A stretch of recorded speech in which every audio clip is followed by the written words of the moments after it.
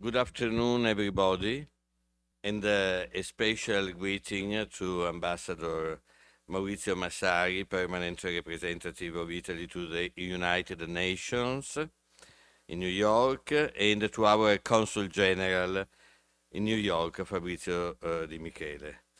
To the delegation of the Italian frigate Virginio Fasan, thank you very much for being here. And to Lila Castellaneta and to all the journalists who are here to celebrate the protagonist of the day, Fausto Biloslavo, and his companion in adventures, Francesco Semprini. Today's exhibition is a great testimony to the courage and art with which Italian journalists bear witness to reality, even the most difficult, the most risky, the most heartbreaking. Thanks to you, thanks to them, we have eyes to see and hearts to hear. And to confirm the importance of this exhibition, 2 video messages have arrived that we are pleased to share with you. The first video message comes from the Prime Minister Giorgia Meloni. Buonasera a tutti, sono molto contenta di partecipare a questa cerimonia. Voglio salutare e ringraziare Fausto Biloslavo per aver voluto promuovere la prima mostra sul reportage di guerra dei giornalisti italiani e voglio rivolgere i miei complimenti all'Istituto Italiano di Cultura di New York che ha fatto la scelta importantissima di ospitare questa iniziativa. La testimonianza, il compito dei giornalisti di guerra. Fausto Biloslavo lo fa da circa 40 anni e il suo lavoro è diventato un modo di vivere, una passione descritta perfettamente dalle foto che racconta in questa mostra della sua esperienza giornalistica, realizzata insieme al collega Francesco Semprini. Tante le immagini, forti, spesso strazianti, dalla bambina afghana con il vestito rosso durante la drammatica evacuazione dall'aeroporto di Kabul, all'Africa rosso sangue, dai personaggi leggendari come Ahmad Shah Massoud nella valle del Panjshir, agli scatti dei civili in fuga, prime vittime di ogni conflitto, fino al dramma della guerra scatenata dalla Russia nel cuore d'Europa, in Ucraina.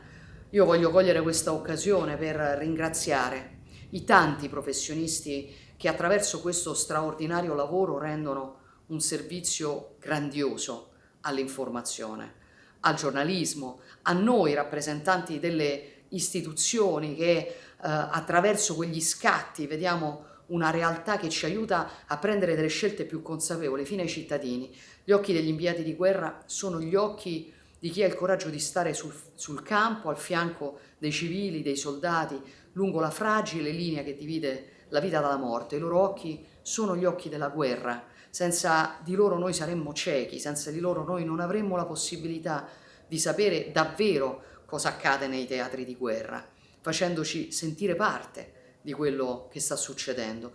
Voglio onorare inoltre coloro che proprio facendo questo lavoro, rendendo questo servizio, sono caduti. Il mio omaggio non può che non andare in particolare a uno dei pionieri di questa professione, Almerico Grills, triestino come Fausto Biloslavo, con il quale Biloslavo ha iniziato a lavorare.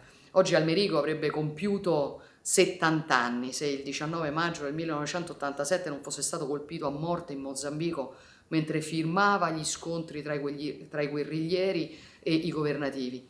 Grills ci ha portato dentro le guerre più lontane, ci ha raccontato conflitti altrimenti dimenticati, rappresenta un riferimento per ogni inviato di guerra e sono molto felice che alla sua memoria sia stato nei giorni scorsi dedicato un premio giornalistico.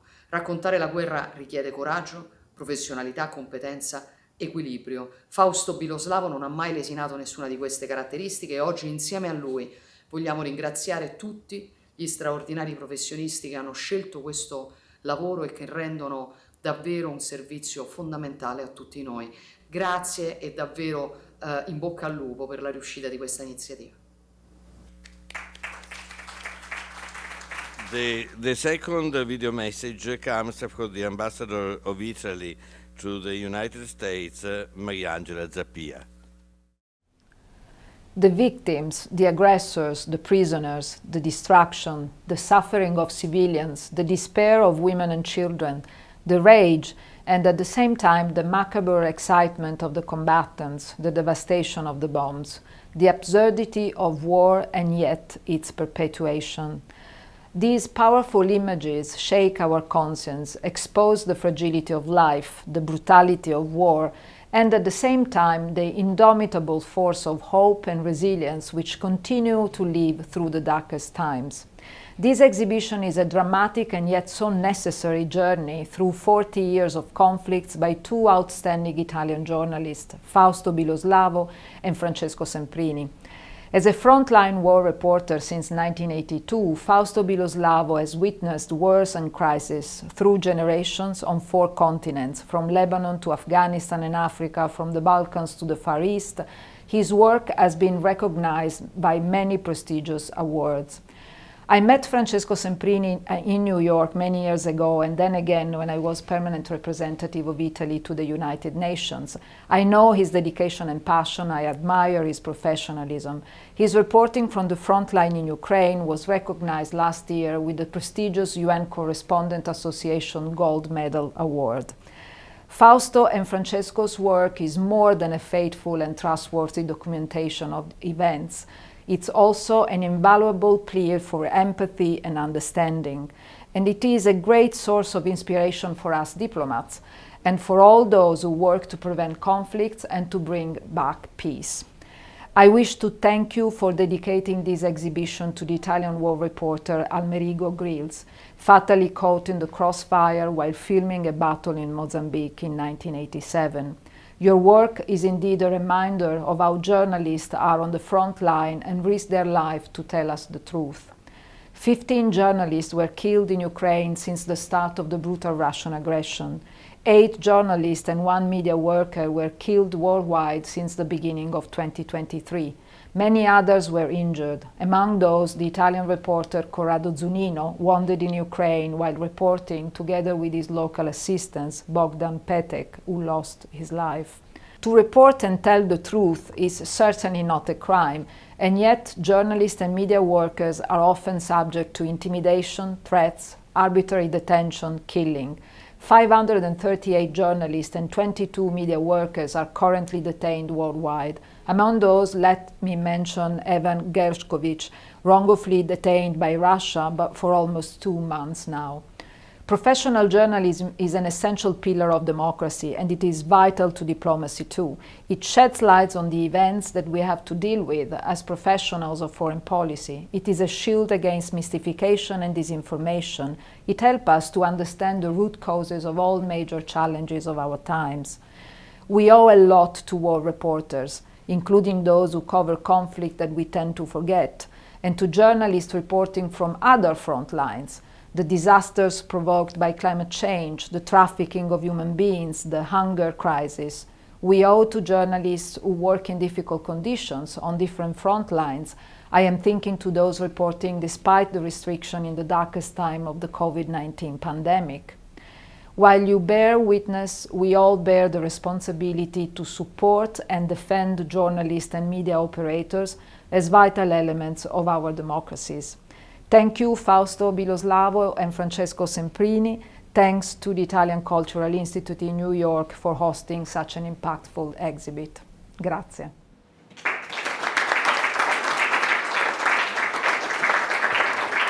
And now I have the pleasure to leave the floor to our General Consul Fabrizio Di Michele. Okay, I can start. Buonasera a tutti. Since it doesn't happen often that I take the floor after the Italian Prime Minister, I'll be even shorter and quicker than usual. First of all, let me congratulate the director of the Institute, Professor Finotti, for organizing this so powerful and important exhibition, and then express my prize to Fausto Biloslavo for his 40 years long career, though one wouldn't say it's 40 years long. career as a war reporter, and to my friend Francesco Semprini, whom I have a few years less of experience, but share with Fausto the same passion and the same courage. You know, war correspondents have a key responsibilities because they are, by definition, very few, and they actually ensure a spotlight on human and political tragedies. But probably it's even more important the fact that sometimes without them, there wouldn't be any awareness at all, not to mention any interest on some wars or conflicts in the world periphery. And on this, I would like just to share very shortly a personal experience. When I was in 1998, posted as a young first secretary in Kinshasa, in Congo. And I recall at that time, after revolt in the city, everybody was expecting an invasion of the city from the east by the rebels supported by Rwanda and Uganda. So tens of journalists flocked to the city, and for many weeks there was an incredible coverage of what was happening in the city. Actually nothing, because no rebel was arriving, and they were reporting on every single shooting. But everybody in Italy was talking about Kinshasa and Congo. Then people get tired, the journalists start to leave because they assumed that there wouldn't be an invasion after all, including because Zimbabwe and Angola had sent their military to beef up Kabila father. And one morning we were awakened by bombing at the airport because some rebels who were isolated from the east tried to take over the airport and get reinforcement through airlifting. So for a few days, the city was at war, actually, because there were artillery, tanks, even helicopters and MiG used against rebels who were, you know, surrounded in an area of the city. And what was awful for us, it was not only the experience of war when you have responsibilities for Italian citizens who were trapped there, but also the fact that since there was no coverage anymore, nobody was talking about anymore. So for a few days, we had also this awful sense of isolation and abandonment, which is, I assume, what many people feel and live for years and years in some part of the world. So thank you also for this, really, and thank you all for being here. Thank you.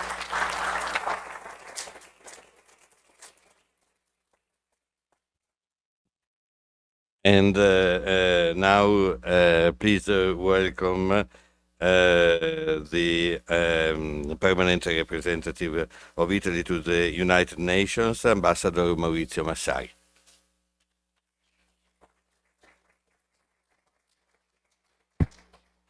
Thank you very much. Thank you, Fabio. But thanks mostly to Fausto and Francesco for their work and for what they've done in all these years. We know each other since a long time, in particular with Fausto. And as a diplomat, I feel particularly close to the to journalists and to the media community. I was a spokesperson for the Foreign Ministry for 3 years, and we had a sort of coexistence and cohabitation on a daily basis with journalists. And I think that the work of diplomats and journalists, they complement each other. And it's fascinating. And in your case, with this important exhibition, war correspondents are even more important. Because without war correspondents, without pictures, dramatic pictures of that kind, we would know only partially the truth of what is happening in the world.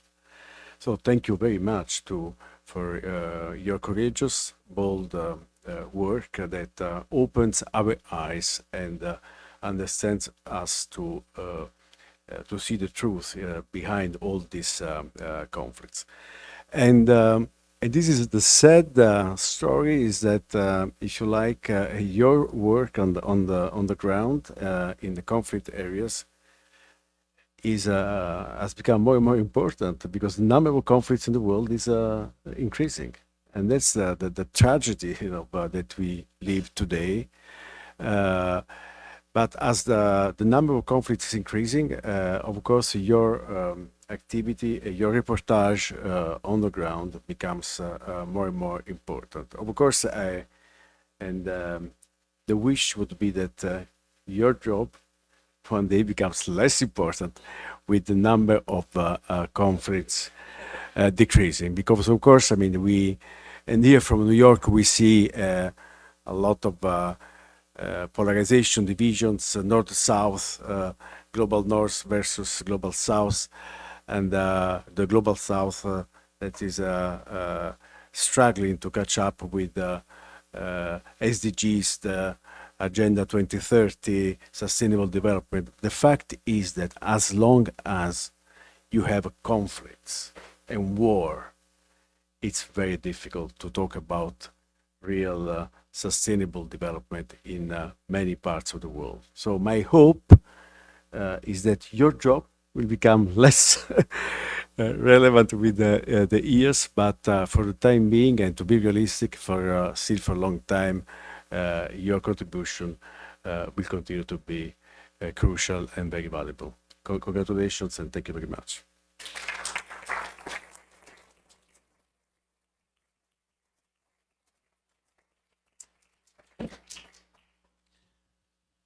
I think that that's also a great part of the emotion that we have looking at these photographs, and you will see the exhibition at the ground floor, which is really amazing, is the fact that thanks to your eyes, the memory is not fading, because the great risk is that a war is going to cancel another war. And this is a way of keeping alive the memory of the facts and of the people.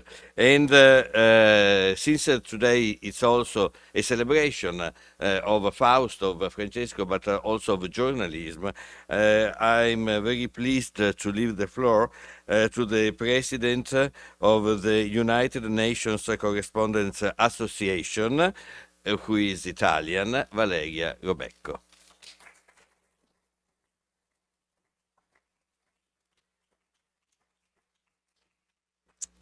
Thank you. Good evening, everyone. Let me thank first Professor Fabio Finotti for having me here. Thank you to Ambassador Massari and to Consul General Di Michele. And I want to congratulate Fausto Biloslavo and Francesco Semprini for this exhibition. Their outstanding work is a journey through the last 40 years of the most dramatic war zones around the world.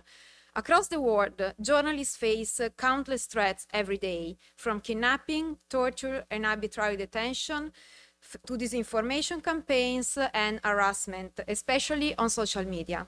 And often these crimes remain unpunished. According to UNESCO, 86 journalists and media workers were killed in 2022, one every 4 days, highlighting the grave risks and vulnerabilities that they continue to face while carrying out their work. War reporting in particular always involves risk, and as the battles intensifies, the dangers for media workers grow. Journalists are frontline witnesses to history, but above all, as Committee to Protect Journalists often reminds, are civilians under international law, and they are not a target. Unfortunately, the reality is different. In Ukraine, for example, since the start of the war, dozens of journalists, TV operators, and photographers have been killed, injured, threatened, or kidnapped, and the list grows as the conflict continues. Lives lost and sacrificed for the truth, with this being just the most recent example of what has been an ongoing threat against members of the media. All over the world, authoritarian regimes continue to tighten their grip on media organizations, but journalists in democratic and free nations are also under threat. We stand in solidarity with those members of the media who find themselves in difficult situations throughout the world.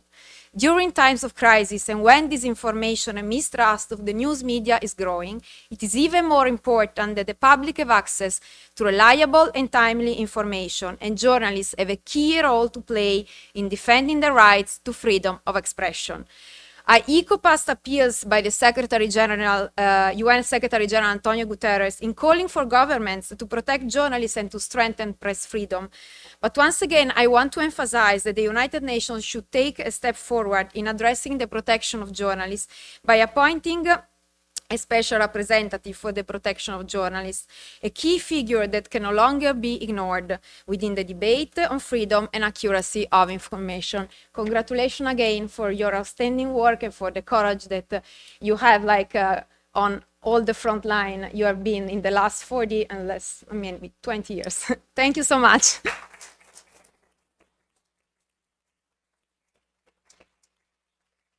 Thank you, Valeria. And at this point, I leave the floor to Fausto Biloslavo and Francesco Semperini. Please welcome them with the warmth and affection they deserve.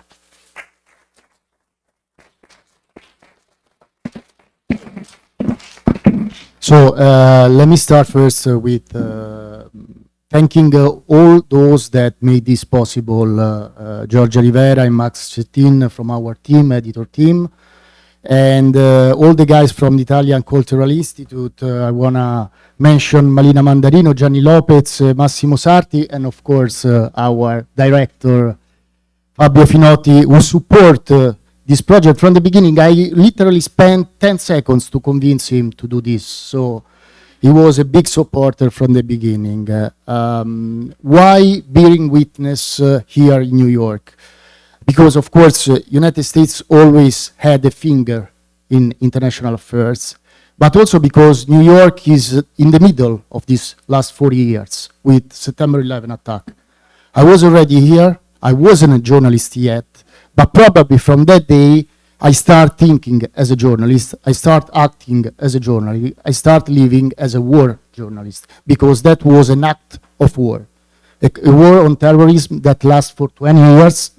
And then the ending with the dramatic withdrawal from Afghanistan, and right after starting with the Russian invasion of Ukraine.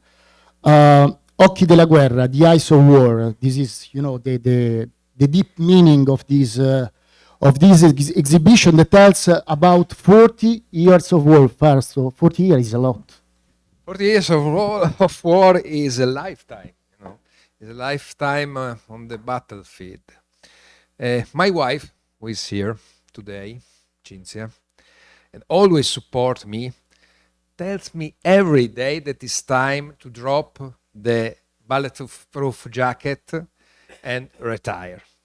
But this is not a job. This is a passion, even a responsibility to be witness.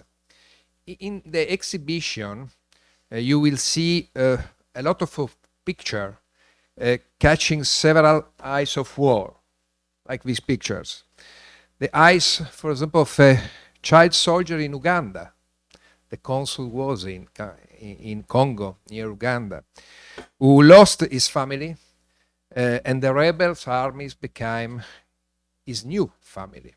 Or the terrified look of the civilians escaping from the bombing. But let me say also that the eyes of war are also the eyes of our fixers, the locals who help us on the front line. They risk their life, they save ours. They are not only translators. Some of them became brothers. I hope that one of the brothers is here today. Is my long-time fixer in Afghanistan, who now lives in Canada. His name is Baram Rahman, But we too, with the fixer, are the eyes of war, Journalists, photographers, video makers, fatally attracted by conflict. We are your eyes of war. We met not on a front line. We met in Kazakhstan 10 years ago doing something else. But right after 2 months or 3 months, we were. Please. He's the fixer.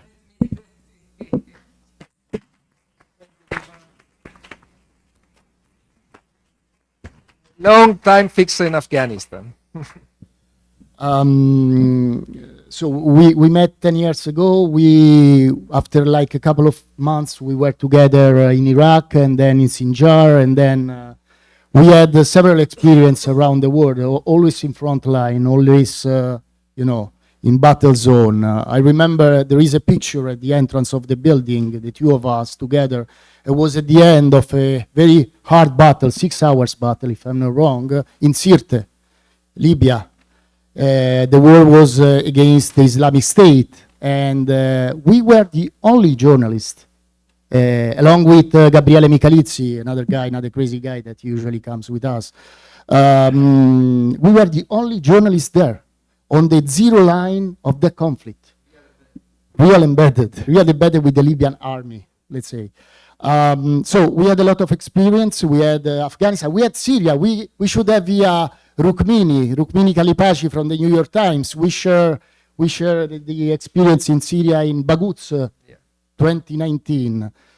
But all these experiences are represented here by pictures. But Fausto, which is the pictures that you think is most important, most impressive?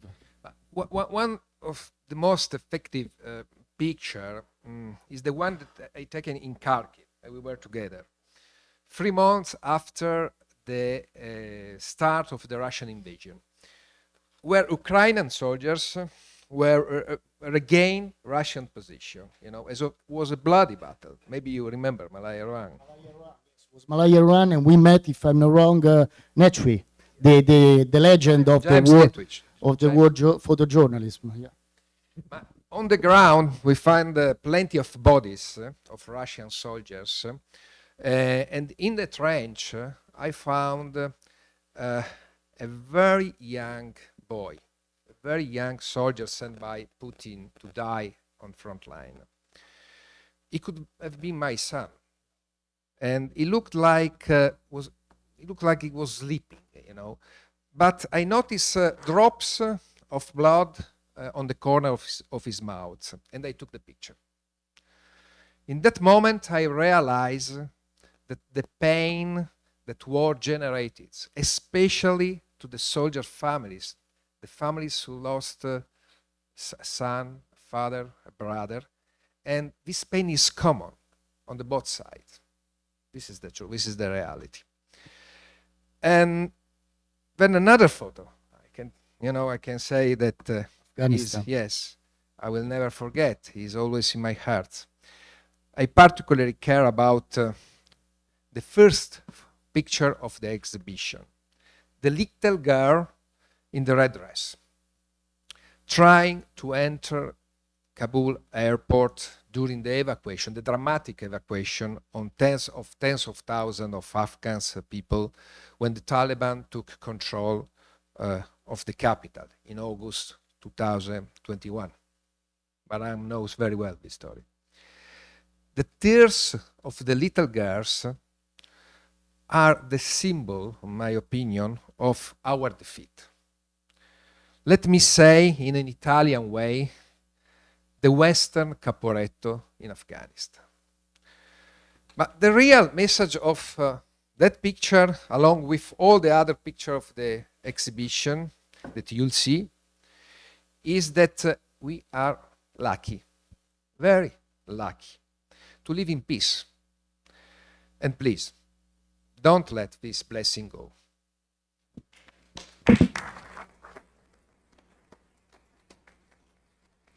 So we live in peace, but we have a war in the heart of Europe, basically, with the Russian invasion of Ukraine. Started a new war, a conventional war. Was different. This war is totally different from all other conflicts that we, covered in around the world. a war that has everything from the First World War to the info war, which is the last dimension of war. I remember, I mean, we have been in Ukraine several times. I remember we touch with our hand, the risk to die. I remember one day, and there is a video. I don't know if you will see the video after. We went in a place called Sevierodonetsk, in a military police base, and right after we arrived, the Russians start bombing us. We stay like 2 hours, more than 2 hours under heavy bombing. The bunker collapsed, so we went in another bunker. And they kept bombing, like we count something like 45 artillery pieces.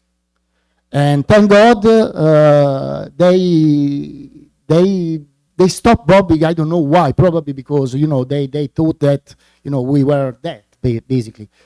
And it was incredible. Right after, they stopped bombing, we were laughing like kids because we were happy to survive. We started smoking cigarette, eating chocolate. The guys were starting dancing. And it's unbelievable the effect that the work can produce on your mind, on your body. But Ukraine teach us that not only soldiers, not only civilians die in war, but even journalists. Many journalists has been killed, targeted and killed in the war in Ukraine, along with the other war, but in Ukraine particularly. The reason why the exhibition is dedicated to Amerigo Grills. Not only a colleague for me, a colleague or a friend, but a kind of older brother who was killed in Mozambique in May 18, 1987, while he was filming a battle, heavy battle, fighting between government forces and rebels troops. But let me tell that the exhibition is dedicated not only to him, but to all the journalists who lost their lives covering wars. And there is a place, a special place for me, in Normandy, near Omaha Beach, where US troops land on D-Day. A place where Reporters Without Borders made an amazing, emotional memorial stele. One for each this stele, one for each year after the D-Day.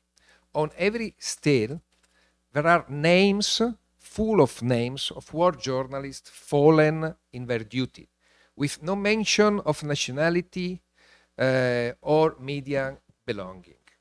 There are more than 2,200.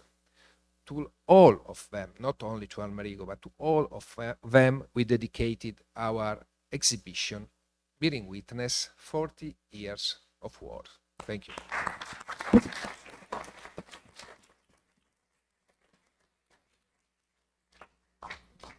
I think that this is the moment when, if there are questions, we can have some answers from the two amazing reporters about their experience and about what it means to be on the front. So.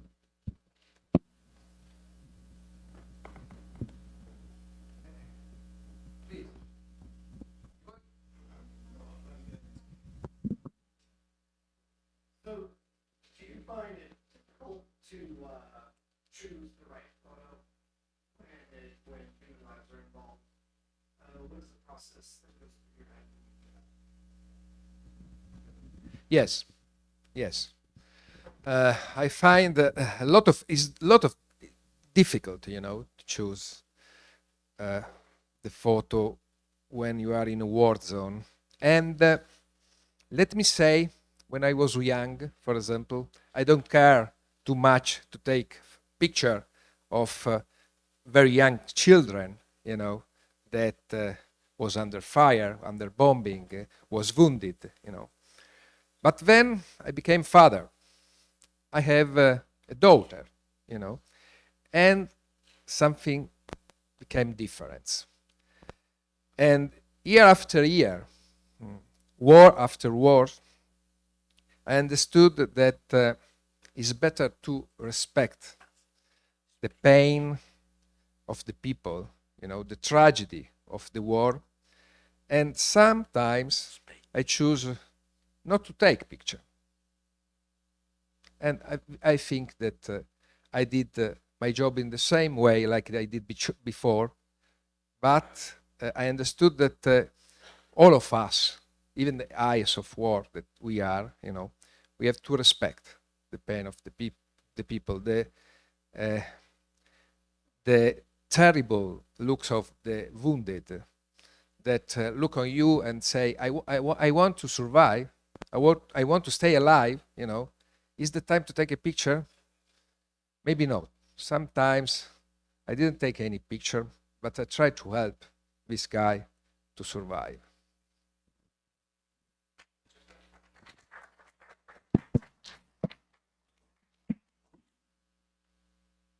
I think I have a question because here we have the representatives of the Navy, and I know that there is a particular relation between you as a reporter, the Army. I know you live together. What's this kind of relation, Francesco? I come from a military family.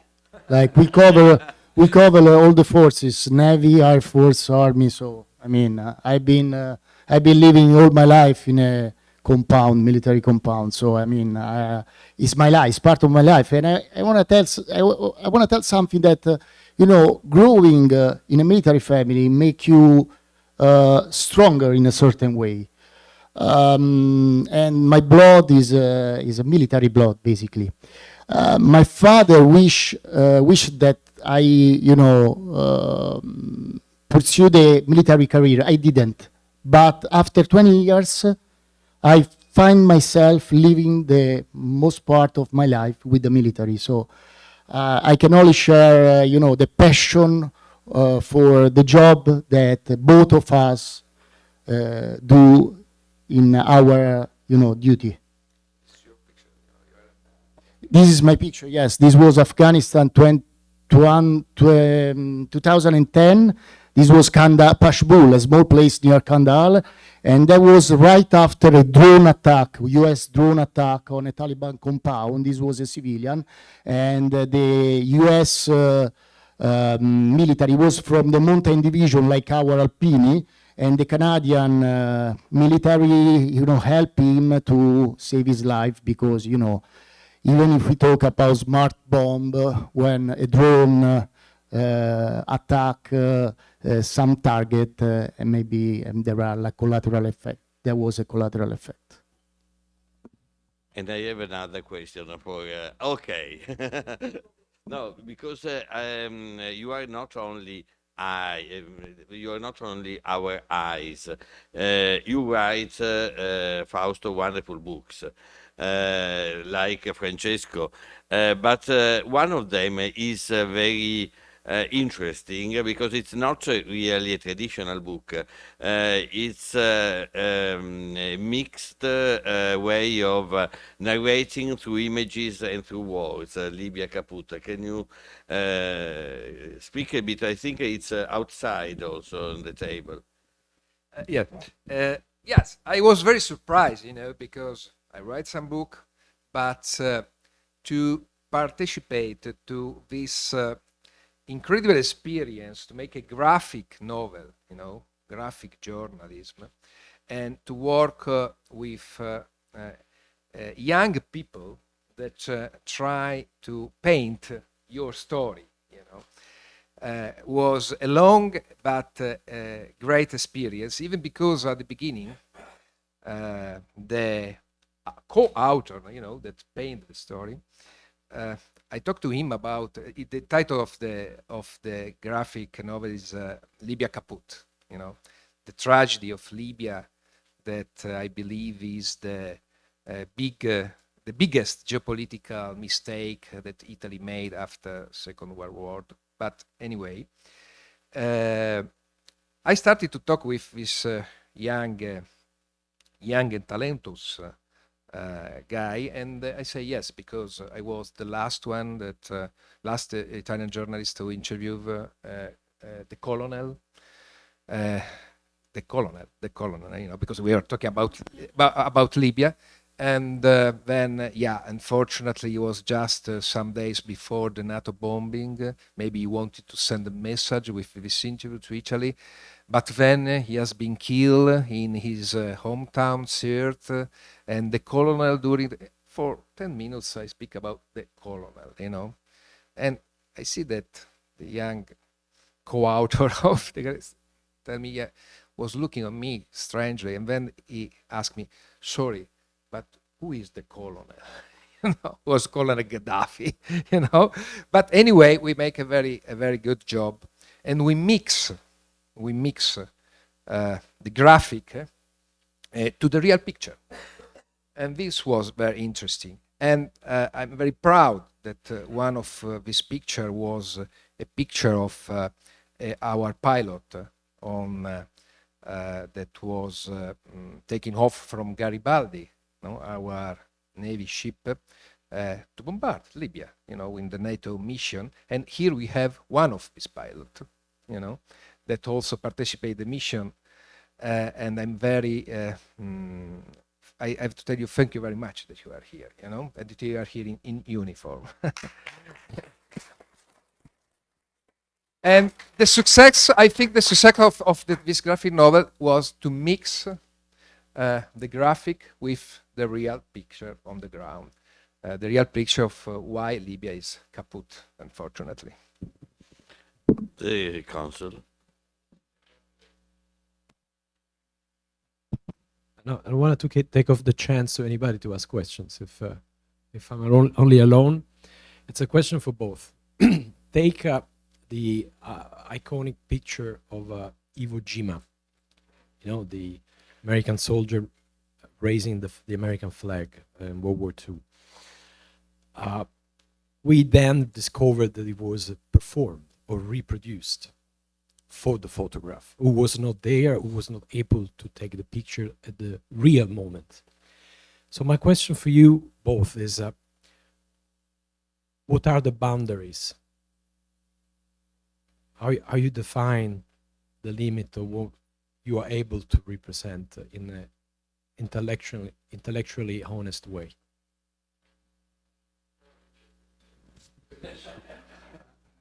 It's a tough question, but you know, I try to be always honest, because if I do something that is not honest, I don't feel comfortable with myself. And it happens that sometimes you are forced to do something that is beyond the honest border. But, you know, I always think that, as Fausto said before, that, you know, the bright part of our job is to be a witness, bearing witness. This is the name of the exhibition. So as a witness, I have to be honest. So I prefer not to do something, to step back, to do something that is not honest, rather than doing something that make me uncomfortable with myself first.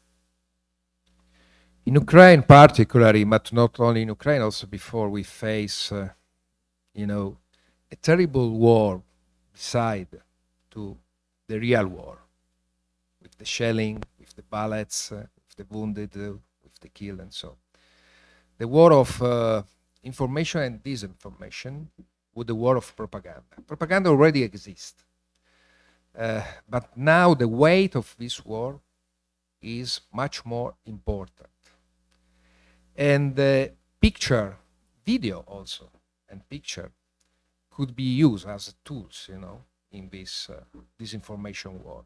This is the reason why I choose to take picture only of real action, to go on the front line, you know, to go as near as possible, you know, to see what is going on and to take a picture maybe of a very small story, you know, but all this simple story maybe could describe the story of the war. And as Francesco said, I agree fully with him. You must be honest, professional, honest, but in any case, if you take a picture on the ground, and if you choose not to be pushed by the propaganda, toward one side, on the other side, I think that you do a good job. Nothing special, just a good job. And I think that this is the real aim also of this exhibition, to show you good, honest job on the ground. Let me add something. I'm sorry. I think that war journalism is different from,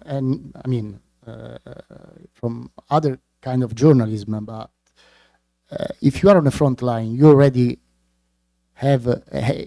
achieve an important target. I mean, you already did something that nobody else have done.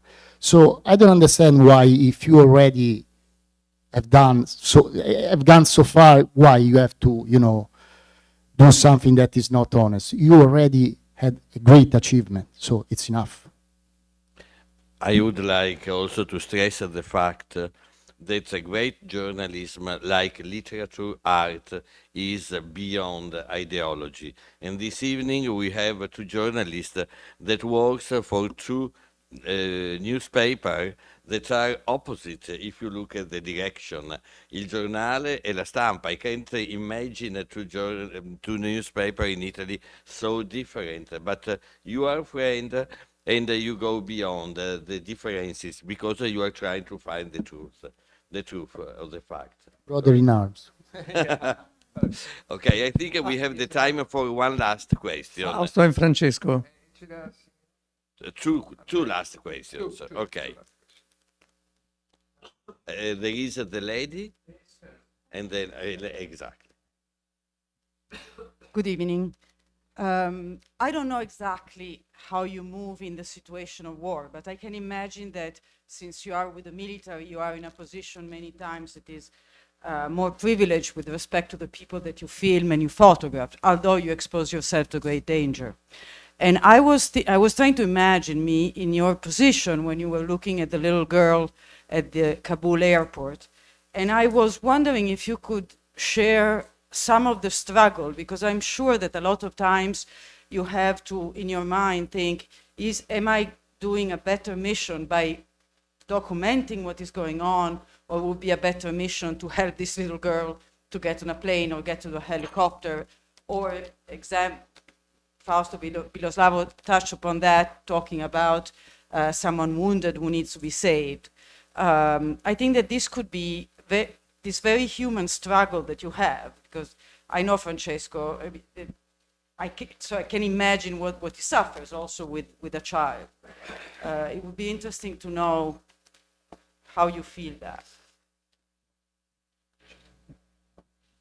No, thank you for the questions. First of all, I have to say, we don't go always with army, We are not always embedded on the ground. We are with the civilian. Sarajevo, for example, we stay with the civilians under bombing for 1 week. Or we move quite freely, trying to cross the line. In the former Yugoslavia, now it's impossible in Ukraine, or was impossible also in Iraq, Afghanistan, or very difficult to go to on the both side. But the best reportage you can make is on the both side, to go on the both side. But in former Yugoslavia, for example, we crossed the line. We cross along the line, just with the accreditation, ethnic accreditation, Serbs, Croats, Bosniaks, Muslims, and so. But of course, sometimes you face yourself in front of the little girl with the red dress. I said before, I will never forget this little girl. Now we are starting also to find out her, what happened to her. Because the real story is that the northern gate, where thousands of Afghans were pushing, to enter in the Kabul airport, were under control of Marines, of American Marines. And when I arrived, they say, no, we are journalists, you cannot go through, But then they themselves, the soldiers, saw the little girl, and they say, okay, you have to take these pictures for us, And they allow me to go and to take the picture, Of course, the girl tried to ask me, help me, I want to come in, I want to escape. It was with of course, she was with her mother, but I cannot do it, even if I want, because we're other 20,000 people. But, and yes, it's difficult then to go back in your home with your family, with your daughter, and try to remove the little girl. But I don't remove it. I don't remove this picture. It's always in my mind. And this is the reason why it's the first picture of the exhibition. And this is the reason why I try to share not only the picture, but was staying behind this picture, with you. And the sad part of the story is that the same Marines, the same soldiers, that allowed me to take this picture, just a few hours after they have been killed. They died in the same part, not the same, in another part of the gate, because it was a terrorist attack, a suicide attack that killed, I think, 19 American soldiers, and evacuation was over, This is the sad part of the story. But still, we are trying to find out if the little girl is still alive, if she's still in Kabul, and maybe we'll find her. Thank you. Let me answer with mentioning two short stories. The first one is we were in Bakhmut. When we're preparing a mission in a place, we're preparing in a military way. So we decide to stay in a place 45 minutes. So the one of us says 30 minutes to go, 20 minutes to go, 10 minutes to go. So it's a very, rigid protocol that we follow. In that occasion, in Bakhmut, was like February 21, right before that they closed Bakhmut. We literally risk our life to spend more time, respect what we plan, just to bring to those people water, food, and candles. Because they've been living for months in a basement, and they didn't have anything, nothing. So we say, okay, we have to stay more because we need to take, water, wood, and candles to this guy, and we literally risk our life because, stay like 5 minutes more, respect what we plan, means that we expose our life to die. I mean, the Russians were like 600 meters from us, right? The second episode was in Mosul, 2017. I was with we were not together at that time. I was with the Golden Division, which is the special force of the Iraqi army, and we were in Mosul fighting against the Islamic State, and the snipers of Islamic State were firing on the civilians that tried to escape. And we went with our Humvee. I was embedded. We went with the Humvee to shield the civilians from the snipers. And suddenly there was a little girl with a red scarf again. So red is the, fil rouge of the war. There was the little girl that was escaping by herself. So we took the girl in the Humvee, and she was carried because after 3 years under the Islamic State occupation, I mean, she didn't realize if we were the good guy or the bad guy. So I took out a piece of chocolate and I gave it to her, and she put her head on my bulletproof vest. At that time, I thought that probably if the girl was not able to find her parents, probably I will take her to Italy. Good for her, she found her parents. Okay. Thank you. First of all, I want to go back to the last question. I can assure you from my personal experience that most of the time they are really alone. The time they spend with military contingent of any countries is really, really limited. Apart from that, what I wanted to tell Fausto and Francesco, you made my friend Shaima cry. And if an Afghan person cry, means their pictures are really very, extremely valuable. Thank you.